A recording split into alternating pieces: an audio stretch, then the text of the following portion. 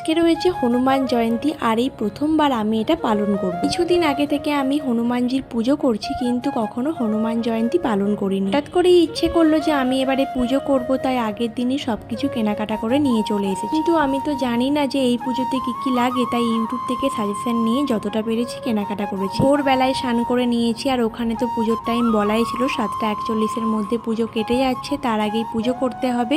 তো আমি স্নান সেরে এখন চলে এসেছি পুজো করতে। টাইমের মধ্যে আমার পুজো দেওয়া কমপ্লিট হয়ে গেছে আর ওই যে আমার হনুমানজি ফুলের মধ্যে পুরো ঢাকা পড়ে গেছে, দেখাই যাচ্ছে না। আমি করছিলাম পুজো আর সুচেতা আর সাথী দুজনে মিলে করছিল সকালের রান্না। যেহেতু আজকে পুজো করেছি তাই ভাত বা আমিষ জাতীয় কোনো কিছু খাবো না, তাই আজকে টিফিন নিয়ে যাওয়ার জন্য বানানো হয়েছে পরোটা আর এইদিকে প্রেসারে রয়েছে ঘুগনি। আজকে সকালে খাচ্ছি আমি কিশমিশ ভেজানো জল। এই কদিন বাড়িতে থেকে যা পরিমাণে চা খেয়েছি শরীরটাকে ঠান্ডা করার জন্য এখন কিশমিশের জল খাচ্ছি। আজকে সকালে টিফিন করব, এখানে রয়েছে ছাতু আর তার সাথে রয়েছে হনুমানজির প্রসাদ মানে গুড় ছোলা।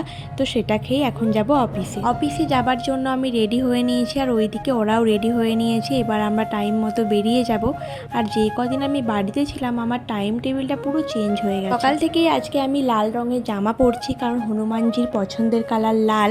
তো হনুমানজিকে সন্তুষ্ট করার চেষ্টা করছি। যদি একটু আমার উপর কৃপা করে তাহলে আমার ভালোই হয়, কারণ 2026 সালটা আমার খুবই খারাপ কাটছে। বাড়িতে যেই কদিন ছিলাম প্রায় প্রত্যেক দিনই কিছু না কিছু মিনি ব্লগ আমি আপলোড করতাম, কিন্তু এখন আর সেটা সম্ভব হয়ে উঠবে না, কারণ প্রত্যেক দিন ভিডিও করার মতো আমার হাতে একটুও সময় থাকে না। তাও কাজের মধ্যেই চেষ্টা করব মাঝে মধ্যে ভিডিও দেওয়ার। কি বা শেয়ার করব, সেই তো একই লাইফস্টাইল আমাদের জীবনে চলতে থাকে। প্রত্যেক দিনে সেম জিনিস দেখতে দেখতে সবাই বোরিং হয়ে যাবে। তো আমি এখন পৌঁছে গেছি অফিসে। এই টাইমে আজকে আমি 5 কাপ চা নিয়েছি, কেউ আবার এটা দেখে হাসাহাসি করো না। এখানে কফি, দুধ চা, লেবু চা, তার সাথে রয়েছে 2টো বিস্কিট, সবগুলোই আমি একসাথে ট্রাই করব বলে নিয়ে নিয়েছি। অফিস থেকে ফেরার পথে চলে এসেছি এখন সবজি বাজার করতে, কারণ একবার উপরে উঠে গেলে তারপর আর নামতে ইচ্ছে করবে না। প্রত্যেকদিন নতুন নতুন কি যে সবজি নেবো সেটাই বুঝে উঠতে পারি না। তো যাই হোক, আজকে নিয়ে নিয়েছি সজনে ডাঁটা, তার সাথে নিয়েছি পটল আর আলু।